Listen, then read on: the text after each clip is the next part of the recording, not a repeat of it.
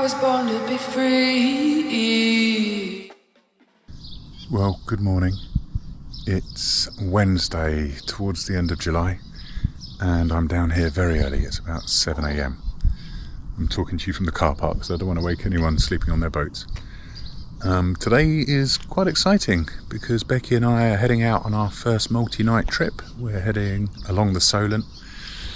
Today we're going to head over to Gosport Marina, and that puts us in reach tomorrow to head down to Newtown Creek, which we've never been to Newtown Creek, but it's meant to be beautiful. We might see seals. Can get a bit busy, but I'm hoping, because we'll be getting there on a Thursday and the weather isn't absolutely glorious, I'm hoping we'll be able to pick up a buoy, our first time picking up a buoy. Otherwise we'll anchor, otherwise we'll head somewhere else if it's too busy. So Becky's coming down in about 3 hours and I want to get the boat ready by then. So I thought I'd show you how I'm going to get the boat ready. Some of these jobs are one-offs, I'll show you those. Others a bit more routine for when we're heading out. So come along and take a look while we get ready. So the first order of the day, I think, is to raise the red end sign. This is a lovely one, all stitched. Because Sampaguita is registered on the small ships register, we're entitled to fly the red end sign, and it's a lovely thing to do when I get to the boat.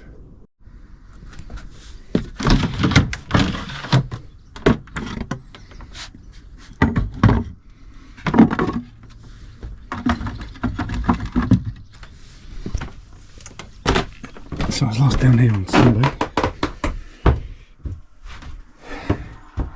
and for once I left the AC on with the battery charger and the DC on because I wanted to just see how it would work with the little mini fridge thing.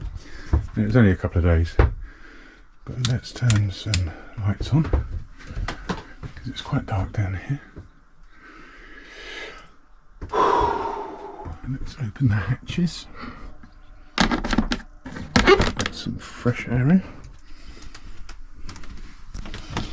It's quite normal to leave a fore cabin with the cushions up and these things open just to let things air.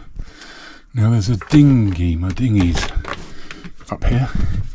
I'll have to remove that in a bit because I'm not going to take that with us, but I can still open the hatch. Already been provisioning some bits and pieces, and I made a list of jobs because I don't want to forget anything important and I want to try and do it in the right order. Right, start charging stuff now, but that rear cabin is a bit busy, isn't it? So that is high on the list. Just a few little maintenance jobs to do first, and then I can restack that and we'll use that to store our provisions, I think. Next, I want to put the cold stuff in our cold box. So this was a refrigeration unit. Look at the lid, lots of insulation. But the compressor was never working, so I took it out, which actually gave us a bit more room. It's not massive, it's not as big as this, so not everything in here will fit. But let's get the important things in. Let's see how we do. We provisioned for 4 days because we might stay an extra night. These salads are very bulky. Got some refrigeration blocks. Might put one of these at the bottom.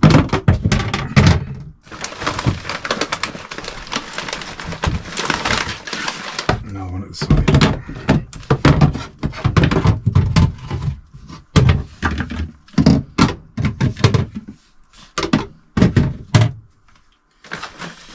Some frozen meat, some pork chops and some lamb steaks. They're actually frozen, so we're not going to need them today. Tomorrow's the first day evening we'll need them, and so by bringing them frozen that'll help keep the thing cool. Bacon, 4 little milks, we'll have a fresh one each day.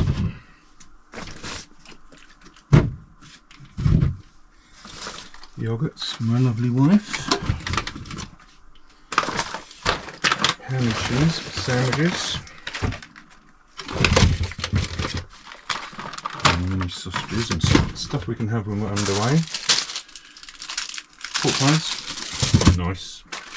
Coleslaw,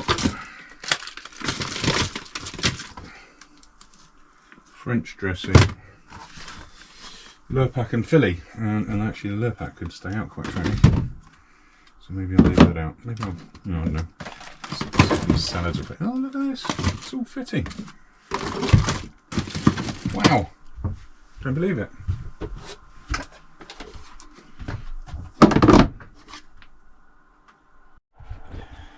Now, if I'm going to put all these provisions in here, I need to tidy this. While I'm there, I want to add a bit more grease around the drive shaft seal on the propeller shaft. It needs doing about every 100 hours, and I've only done 20 probably. But because she was out the water and I haven't done it before, I just want to put a bit more on. And I might as well whip off that panel and have a look at the repair I did on the gear lever and make sure that the seizing wire I'm using to secure the clip is holding, because I don't want to get stuck in the head again. That was not nice. Alright, let's tidy up.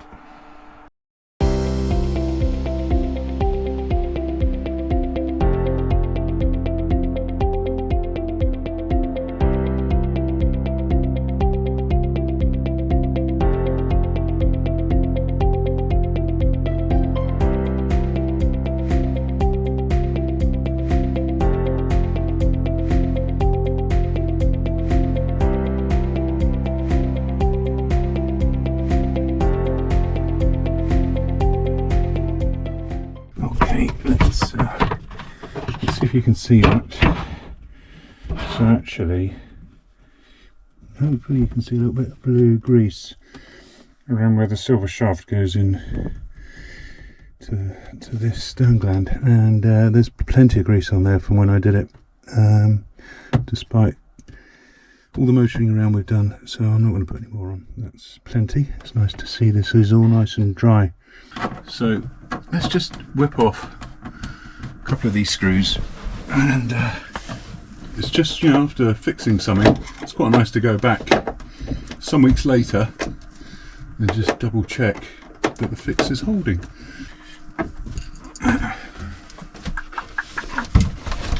and have a look. So there it is, that seizing wire, can you see that? So I've got a nice clip, and I've just wrapped this little bit of seizing wire around it at a narrowest point, and this thing then moves like this, but that actually looks fine. So let's put it all back together. And because we're going to do a multi-day trip, let's check the engine oil. I'm not expecting any problems, but we'll do that now as well.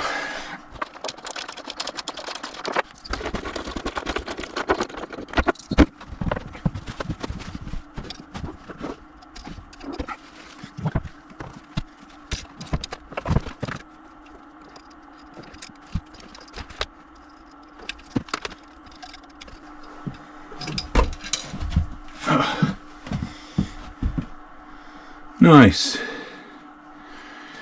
Kind of 3/4 of the way between minimum and maximum.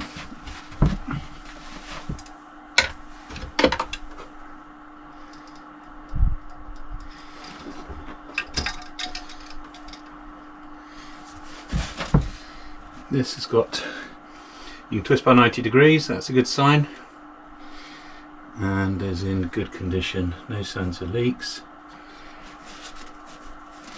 I think we're good to go on the engine front.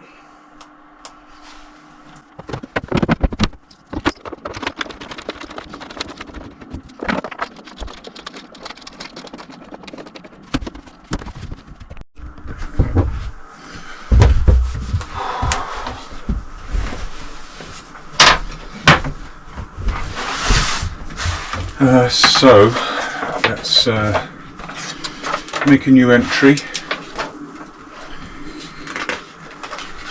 in the logbook. So it was Wednesday 23rd.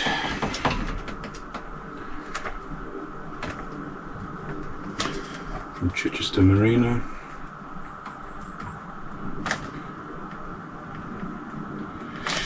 Gosport Marina.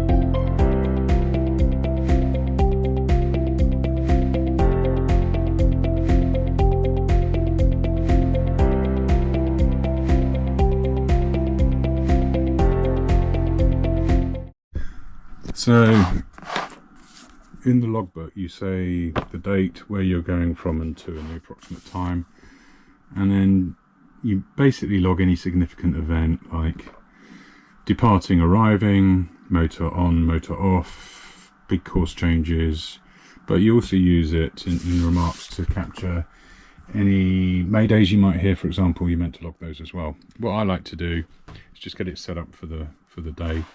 And then down in the narrative bit, I've captured the tides. So we've got a high tide at about 11 o'clock, 4.4, low 16:30, 1.3. That's the kind of period we'll be out. Tide's going to be with me between about 10 and 2. And the free flow here at Chichester Marina is due to be 9:45 till 1. So we should go through on free flow rather than having to lock out. So the goal is to depart between 10 and 11 and arrive between 2 and 3. The only thing we might do is if there is a bit of wind, we may slow down just to sail for a bit, because Becky hasn't done that. Or we may even sail a better course to the wind and not head straight for Gosport, so it could take longer. I'm not too worried about beating against a tide. The winds are very light, so there shouldn't be much wind over tide. And you know, if I've got the engine on, I can go against the tide. It's all right. The winds are only due to be 7 knots north-northwest, actually falling to about 4 knots by the time we get there. So barely enough to sail, but it's good to know the forecast. But things will be very different when we're out. It's about 15 nautical miles, so that's 3 hours 45 minutes at 4 knots. I've made a reminder, Portsmouth VTS is channel 11. It's good to listen to that when we get close, because there's lots of ferries, cruise ships, and of course naval ships in and out of Portsmouth. We're going to be out of the main channel in the small ships channel anyway, but it's good to hear if there's anything going on. Sometimes they even close the channel for naval ships. Gosport Marina, I need to call on channel 80 when I get there. I know Chichester Marina is also 80. The weather's due to be 22 degrees C, 10% chance of rain, mostly overcast, but I can see some blue sky outside, so I'm hoping that we might actually get better weather than forecast. I'm hoping we even get a bit more wind, and I'm hoping we might even get the sails up. So I'm going to go and get some ice from the office. They sell it for £2.50. That'll keep the ice box even cooler. I was just chatting to a chap down there, who I think has got about a 28-foot boat. Is that right? I think it was a Beneteau 285, and he's just off with his wife to France via Weymouth, so that's inspiring. Maybe Becky and I should go to France at some point. Lovely talking to people. Everyone's happy to share their inspirational stories. So here at the marina, it's just a short walk round. See, maybe through the trees, the lock-in office just over there. So that's a short walk, and our nearest toilet block is here. And you know I'm a fan of this marina. It's very comfortable, and they do everything they can to make life comfortable and easy. So yeah, I'll go and get some ice, and then I think it's time to get on with some jobs outside the boat, because it's now just coming up to 9 o'clock in the morning. People are up. I don't feel so bad making a bit of noise. I need to get the dinghy off. I need to fill the water tank. I need to get into the boom bag, because I went in there 2 weeks ago and there was a bird's nest and there were some baby chicks, and I quickly zipped it up and ran away, and I saw the mum come back and go in. So I'm hoping that they've fledged. 2.5 weeks ago that was, and since then the weather here has been 35 degrees over the last couple of weeks. So, and then they're under canvas, can you imagine? So I hope they've grown up and flown, because that is going to be really hot. So Yeah, they'll be free flying. They confirmed 9:45. We'll be leaving about 10:30. Bag of ice, £2.50. Bargain. So that will just help keep that cold box cool. I wonder if Gosport Marina also do that. The sun is coming out. There's actually a bit of a breeze. Oh, it's a snug fit, but it all fits. Right, mainsail. So let's take a look at this nest. I'm a bit scared. Can you see it?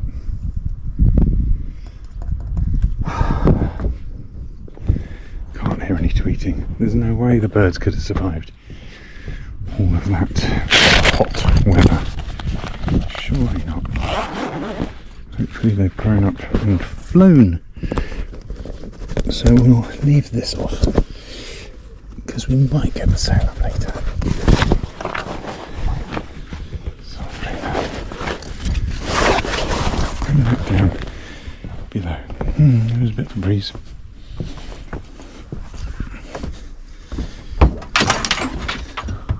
Windex, oops. Windex says it's coming from over there. That's not ideal for raising the mast, so raising the sail. So I do not think I will raise the sail in the dock, but I do want to remove the nest.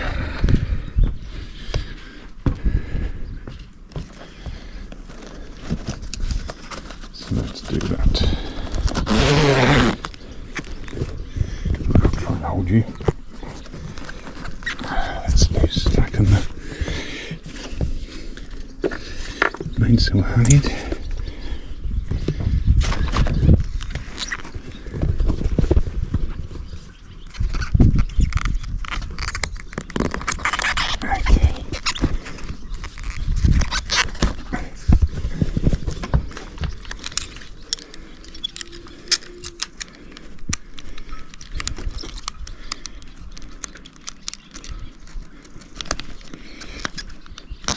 Okay, that's secured and ready to hoist for later, if we're lucky.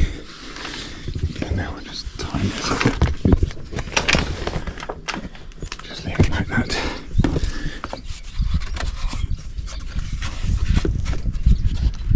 Okay.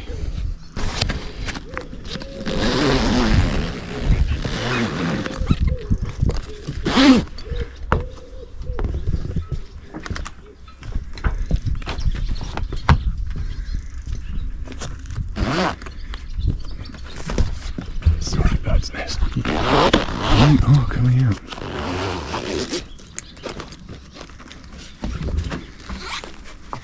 Yay, they've flown. We have feathers. We have a nest. We have no dead birds. Bird's nest. Oh. I saw it 2 weeks ago, but they've flown. Whee! Yeah, we had one in our boom end, and I ended up putting an old pillowcase round it Right. to stop them getting in. Right, I'm going to have to do that because this is the second one this year, but the first one that had birds in, I quickly closed it because there were little beaks showing, you know. Yeah. And the mum came back, and they've obviously fledged and gone. I'll just get rid of it now.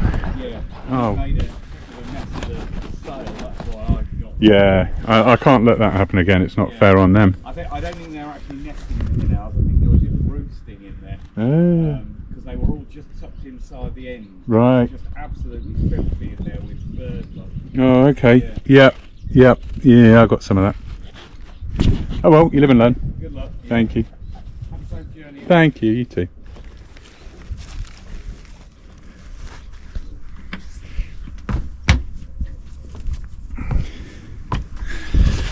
There will be all sorts of little mites and goodness knows what in here,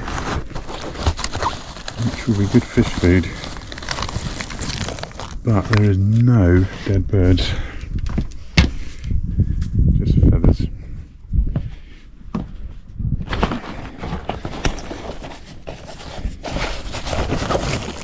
Just feathers.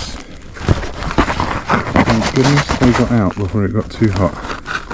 God, it's a mess. It's a mess.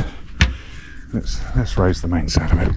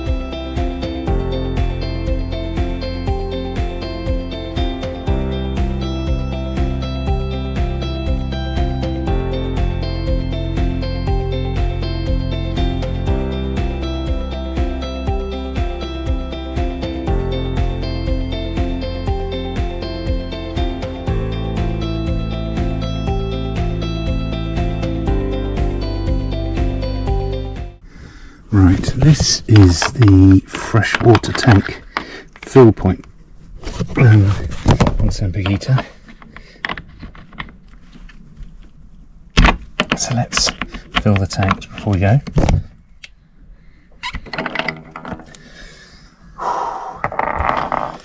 Personally, I like using this water treatment freshener from West Marine, which I buy in the US when I'm on business and I bring it back. I'm sure there's very good things available in the UK.